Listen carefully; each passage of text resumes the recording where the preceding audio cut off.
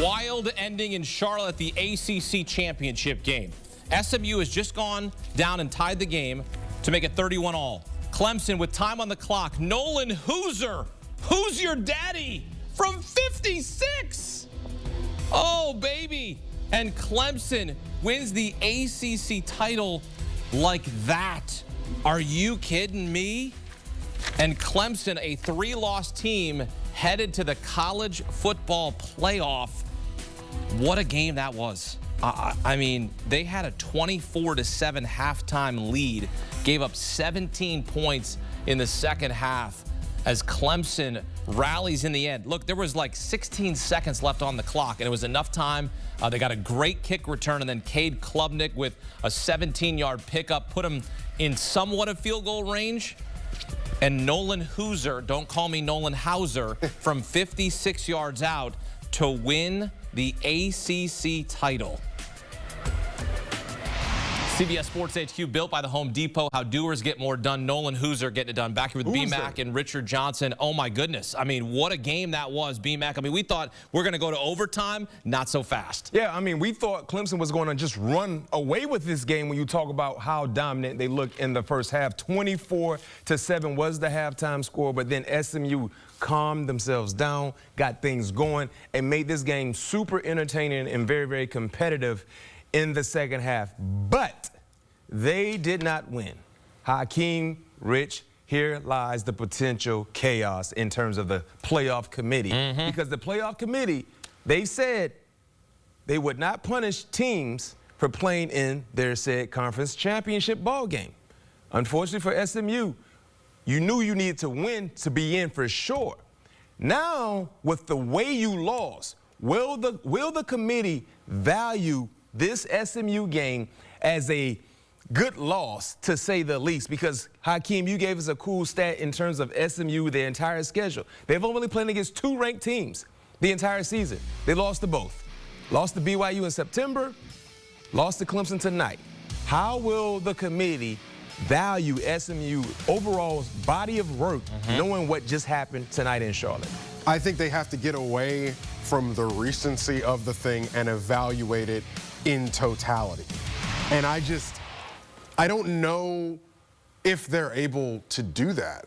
But I do think because of what SMU showed in this game, I think SMU squeaks in. And I've gone back and forth on this basically the whole night. Okay. At halftime, when we were sitting up here watching this and we thought this game was going to go a certain way, I'd say, nah, they're out. But then they battle back in that game, they tie it up, and I think maybe they squeak in because I think it would set B-Mac, what you bring up about the punishment for a conference championship game. That's what they said.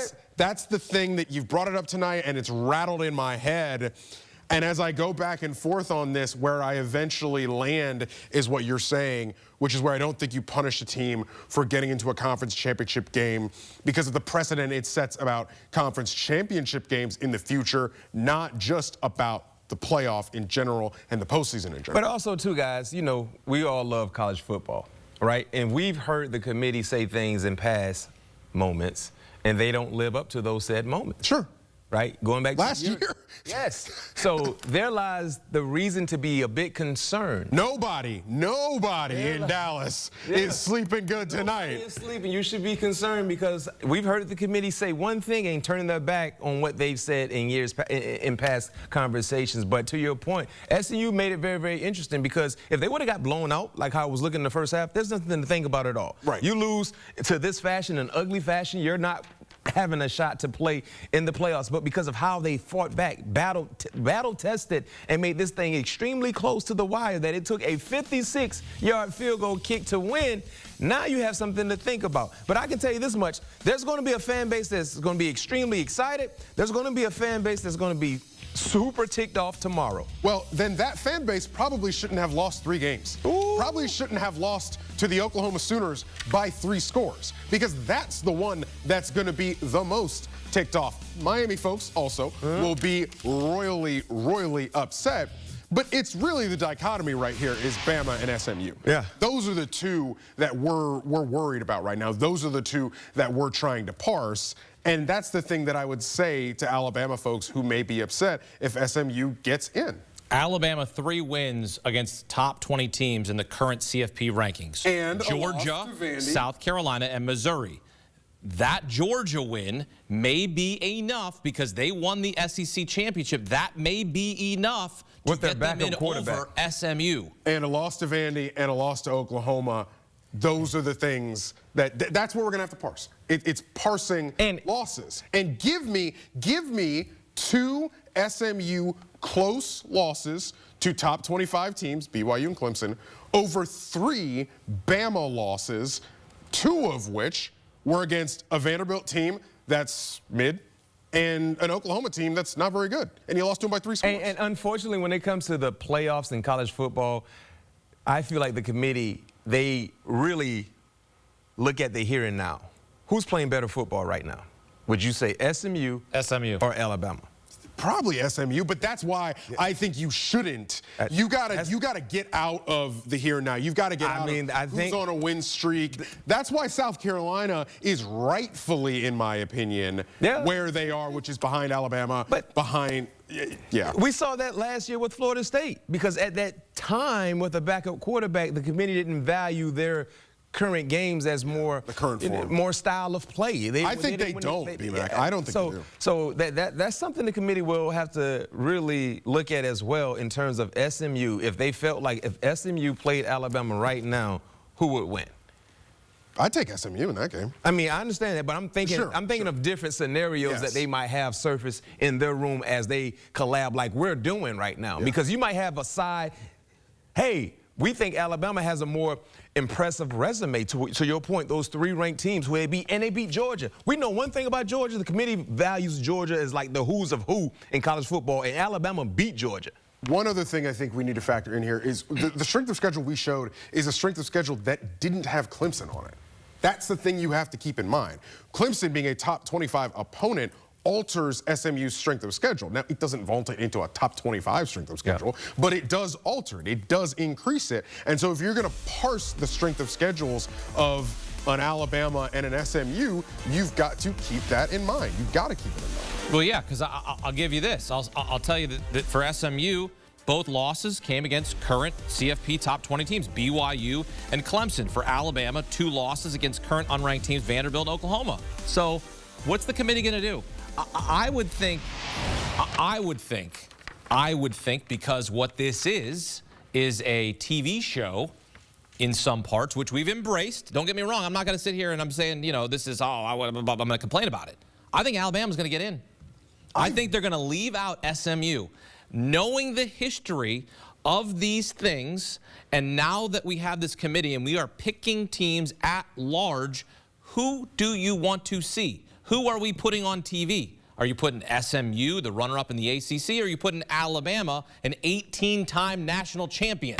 If we're doing that, then put Colorado in. Well, don't get us started on that. Don't get me started on that. I'm just saying I wasn't surprised last year when they put Alabama in over Florida State because they won the SEC championship. But that's a different argument. It's a different debate because you've got different factors, different variables. History of committees. We know what they like to do. That's all I'm saying. Does SMU have an argument? 100%. Yes, I'd love to see the Ponies get in the playoff. I don't want to see the Tide get in every year. They've been to the playoff 8 of the last 10 years. I'm starting to get fatigued, right, if I'm a non-Alabama fan. So I'm like, let's get some new blood in here. So I like Rhett Lashley. I like Kevin Jennings. They got some good players over there at SMU. Yeah. I mean, Rashard Smith, they showed it and they showed on the field. They showed fight But tonight. Is that going to be good enough in a beauty pageant come Sunday? Yeah, and that's the thing, to your point, Hakeem. Unfortunately, there lies where you remove football from the seeding of playoffs in college tournaments, right? Because it's not about what you do on the football field that is solely the consideration and who goes where. It's about what you bring to the table as well. Because in a hypothetical, if Alabama gets in, you can have Alabama go to Notre Dame. Think about that draw. So let me ask you guys this. Let me ask you both this. Okay. Do you want to go back to the BCS computers no committee, No. just have the computers No. seated out? I can already no. No. I love this. I love the playoffs. But that's just my question. Because a lot of people say, well, this format stinks. Throw the baby out with the bathwater. And then I say, well, you complained about the BCS for 20-odd years. I mean, BMAC played. In the BCS era. BMAC played in the BCS era when everybody complained about it. I feel like this, and I agree with you, and I agree with you as well, because I wouldn't be surprised to see Alabama sneak in there and SMU feel some type of way. But to your point, the best way to make sure you get the teams that are deserving to get in, you make it known what you have to do to get into the playoffs, right? But it's a moving target every year. But you can't have a moving target. What makes the NFL so great in terms of playoffs? Because every year you know exactly what you got to do. Yep. You know what you have to do. And if you don't do it, you have no reason to argue because you're not going to get in. Collegiate-wise, they should do the same thing. That should be the standard for college football, with it being 12 teams and not 4. If you win your conference, you're automatically in. All right. And then have the rankings from the next 7 through 12 teams. Yep. If you fall in those rankings at the end of the season, you're in. If you don't, you're out. Nothing to think about. We're going to continue the conversation, I promise, because this is going to continue to get heated and passionate, because that's what we have here. We have college football fans who are passionate about their team or passionate about their points that they will make. We will make some points, because I love stirring it up. And we're going to continue to do that. But we got our national champion standing by to talk Oregon on to the college football playoff as the #1 seed. Damian Harris and Cardale Jones join us next here on CBS Sports HQ.